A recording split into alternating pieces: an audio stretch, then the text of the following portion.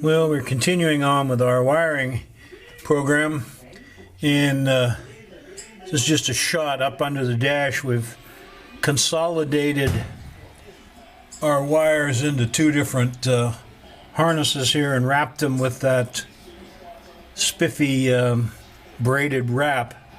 So that just cleans things up a little bit, and we'll have to put some tabs or something there to tattoo the wires to the bottom of the battery box and the toolbox, but that helps a little bit. We've also run a harness out and down along the fender for the headlights. So in here we have a high beam, low beam, parking light, headlight wire, and then this wire is going to break off and go to the rear for the tail lights. So we run that up through. Now we've got to connect everything up in that left front corner. And it sounds like we got a bird in the ceiling somewhere trying to get out. Okay, another day, another week, same stuff. We in the dark again here, just seeing what we got now. So first click, we have the marker light on the fender over there. It doesn't have the other wing on, so we don't have a light going. Second click, we got headlights, and we got high beams, if you want to call them that, and low beams. High beams and low beams. And so we're looking good so far. The only pain in the ass is this damn key fob hanging down in front of the light switch. Makes it tough to turn the lights off and on, but that's easily rectified. We've done a lot of wiring on this car, spent a lot of time on the wiring on this car, and we're not done yet. We've primarily got the dash done, and wires to the engine components, and wires to the front for the lights and the horn. We still have to run wires to the back for the tail lights, brake light, and fuel sender. And it's just been a pain in the butt, but you know, to be fair, you can buy, I'm sure from a number of vendors, a complete wiring harness. The thing is with that, of course, they're expensive. You still got to fit it to the car. You still got to route the wires. You still got to make the connections. But it's probably a lot more, well, probably, it's a lot more professional, that's for sure. You know, when you do this yourself, you don't generally have access to rolls and rolls of multicolored wire so that you can wire your circuits properly. In a lot of cases, people just end up using all the same color wire, and that's a mess. In this case, we've got a variety of colors and a variety of places, and that's kind of a mess too. But we've tried to tag them, wrap them with these this marker tape, and what we're going to have to do is we're going to have to make a log of what color wire goes where, and it'll have to stay with this car in case somebody someday has to work on it and figure out who did this and what goes where. But the primary reason we did it ourselves, first of all, to see if we could do it. And second of all, of course, we don't have a big budget in the backyard, so, you know, just dialing 1-800-SEND-ME-A-PART doesn't always work. So far, I think we've been successful. We tried to make things as neat as we can. We're not done yet. We've got a mess up under the left front wing where the harness from the light switches meets the harness from the other side of the car meets the harness from this side of the car. So we've got a confluence of 3 different harnesses there that we've got to tidy up. And you know, the problem there is they're going to be exposed to the elements more or less, so we've really got to figure out what we're going to do there. But we'll keep soldering on.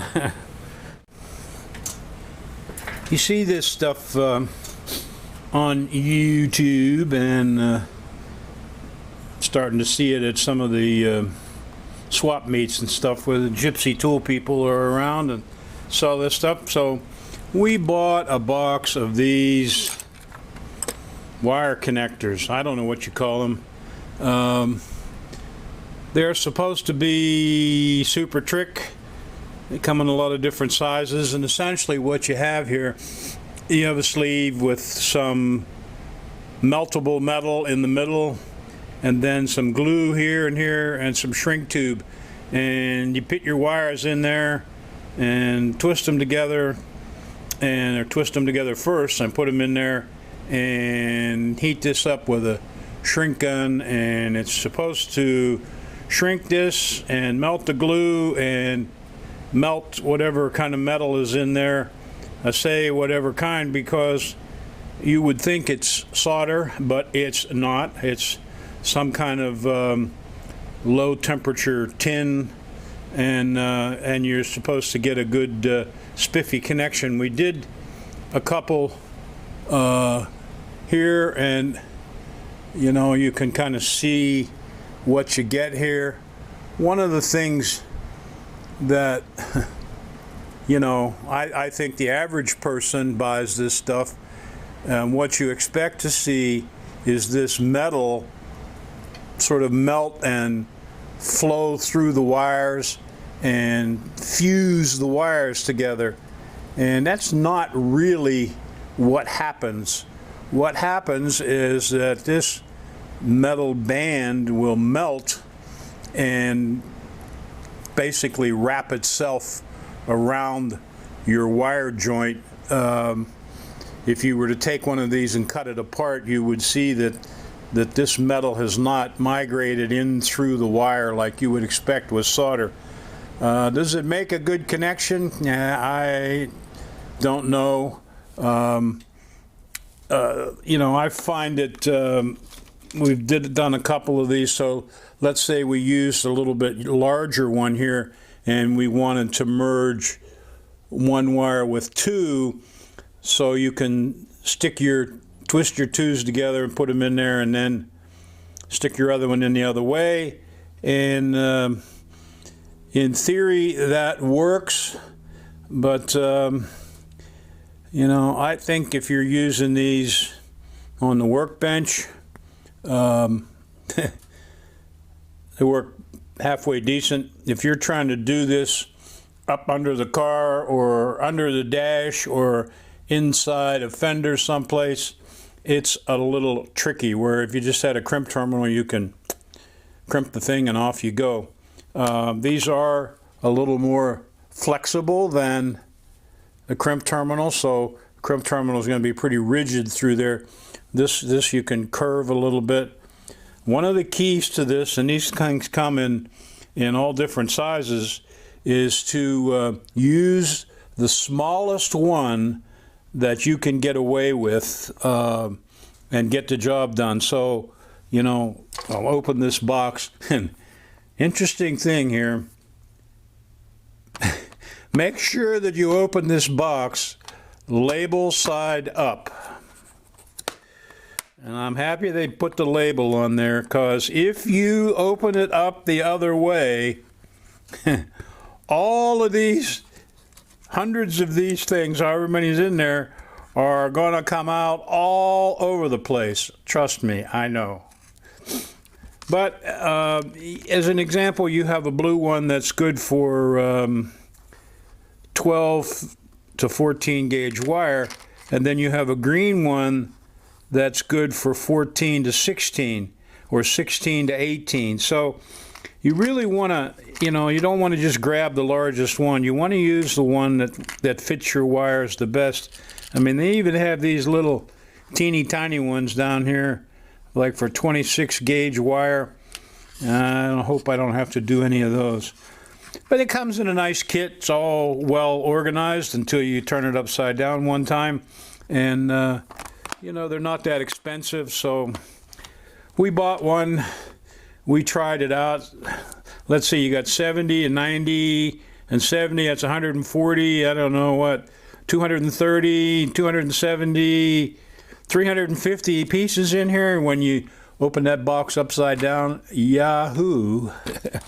But there's plenty of videos on YouTube to watch and see how this works. I'm not. My problem, let's say with this one, which one was it? I'm not sure which one it was. I think it was this one, was skinning the wire back far enough to be able to actually twist them together in a straight line. So you got to make sure when you strip the wire that you come back, 3/4 of an inch or an inch on either one so that you can twist them together so they're in a straight line. In this case, you're kind of twisting two together, and then you have one, you poke them in there. It's a little bit easier. But if you're just splicing two wires together, that can be a little tricky. But that's the SAPA B, I guess it's called. Who knows? Super trick, double throw me down wire terminals. Label side up.